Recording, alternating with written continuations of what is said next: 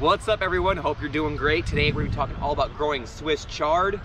Chard is a wonderful crop to grow and eat. It's full of healthy nutrients to help keep your body strong and keep you healthy.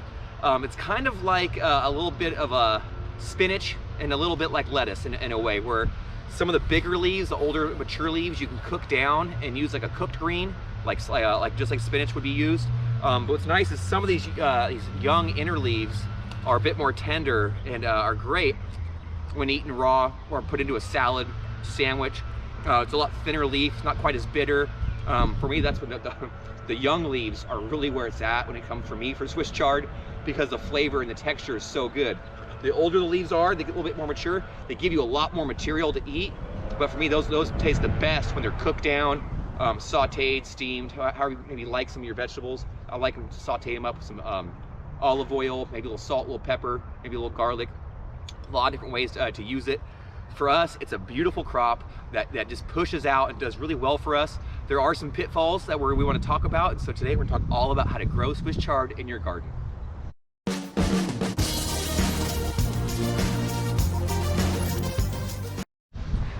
So before I dive too deep into how we like to grow these, I want to show you a close-up of what we're talking about. So there's different colors, like look at this one's kind of a bright fiery orange. We've got one that's red, one that's green and white, yellows. So they're a beautiful, beautiful plant to grow. And so I just wanted to show you a little bit. The spacing on these could probably be a little further apart in some cases. You see the spacing right here is pretty good. It's about 6 to 8 inches apart in a row. Our rows here are about 3 feet apart. You could do them a staggered row, but look at that, and look at the veins. Look at the leaves, isn't that so beautiful? Just absolutely gorgeous. All this new growth. This is where you want to look for aphids, just right inside there on the undersides of the leaves, right where all this new, fresh, tender growth is coming. So we've done an inspection, they're looking good. Now let's learn how to grow these things. All right, so first things first, for us, we use Swiss chard as a full sun plant. We like to grow it kind of in our cooler season. This is actually, we planted last fall, and it grew through our winter. Our winters here in Northern California, where I live in Sacramento, are pretty mild. We do get some light frosts and some chilly times, but really compared to a lot of people, our winters are very mild. We don't really get snow down here. We typically don't get too many hard freezes. So for us, that light frost is fine for them. But right now it's 60s to 70 degrees. They love that temperature. They're going crazy right now. They're pushing out a lot of new growth. For us, we try to space them out properly. I'll show you a little close-ups in here. These could probably be spaced out even further. If you live somewhere or you've noticed in the past you've had a lot of aphid pressure, these tend to get a little bit of aphid. You'll see them clustered up, usually right in the center where all that new, fresh, tender growth is emerging. They love that. It's succulent to them and easy to pierce. So you'll see them clustered down in there. I've been going through these and they're actually flawless right now, which is I'm so grateful for, because sometimes in the past I've noticed some will get it. What's kind of interesting is in a row, oftentimes I'll have healthy plant, and then boom, there'll be one plant with just an infestation of aphid. You can spray that with neem oil, spinosad, horticultural oils, insecticidal soaps. Those will all take care of it. Those are all organic ways that will really help take care of those aphid. For me, if a plant is one individual that has a really good infestation, and sometimes what I'll just do is shovel prune it, as my friend Greg likes to say. So instead of just spraying it, I might just actually remove that plant entirely, spray the plants that were near that, and then keep an eye out for it and have to come back and spray as needed. Sometimes to get rid of an infestation, you can remove the plant that's infested, or you can spray it, and then you might have to come back and continually spray it once a week as time goes on, and that'll hopefully get rid of that problem to a certain degree. Spacing can help with that. Out here we have a nice, beautiful breeze, sunny day. We got plenty of row. We have about 3 feet in between each row, so this is just one single row.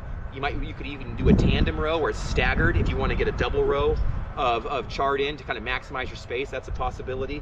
But typically I like to give them about 6 to 8 inches apart when we first start them off. Right now you can see they're growing into each other, and that's even with most of them being 6 inches apart, but some of them didn't get thinned out quite that much. So I would even recommend actually thinning yours out at home in your garden, maybe a little bit more than this.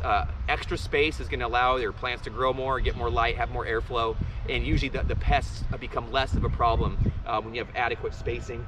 Ours are packed in pretty good, but they're doing really well. But I think even some additional spacing early on would probably be helpful. For us, it's almost ready time to harvest. I've got a great friend and colleague here who's gonna come out and harvest some of this today and take it home and enjoy it.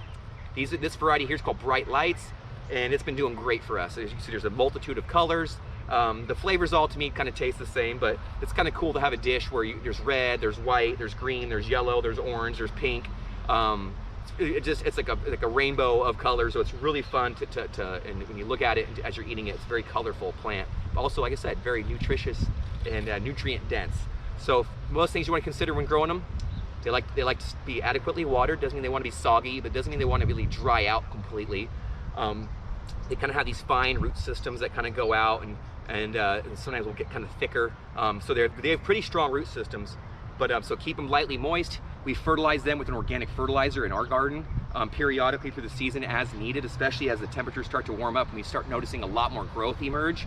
That's one thing we like to consider doing, is keeping them fed, keep them watered, keep a lookout for bugs, keep them in full sun. As I mentioned earlier, where we grow them here, we grow them kind of as like a shoulder season crop, where we like to grow them in the fall, we like to grow them in like late winter, in the spring. But for us, these will probably have to come out during summertime. Now, some folks here might have some luck growing these in our hot summers, but for me, we haven't had as much luck. They tend to bolt and get a little bit wild when the temperatures get too hot. Bolting means that they kind of go to premature flower and they start, setting seed, and then they stop producing more foliage, and they're not really, that's not what we want them for, unless you want to harvest some of those seeds for microgreens and whatnot, because actually Swiss Chard's seeds make great microgreens.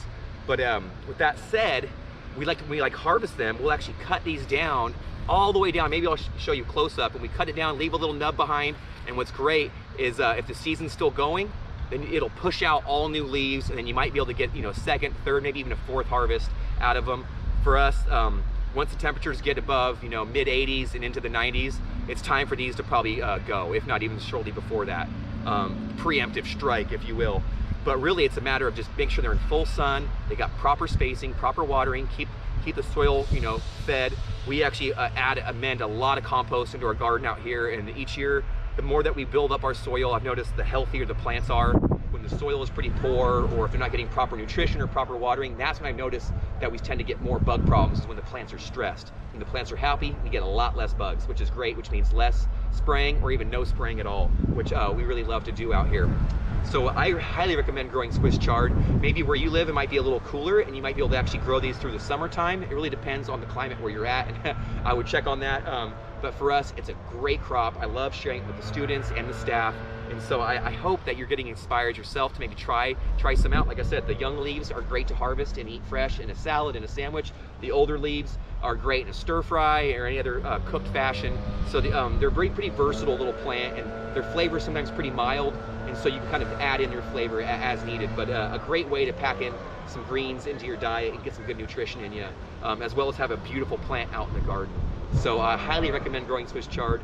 You get them out in the sun, get some fresh air on them, keep them well watered, keep the bugs off them, and I think you're going to find you're going to be highly successful.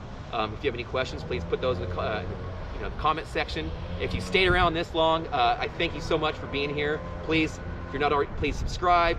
Dig into that like button. And we'd love to have you come back for some more garden adventures. Until then, I got to time to get my pruners and get some harvesting done. It's time to eat some chard.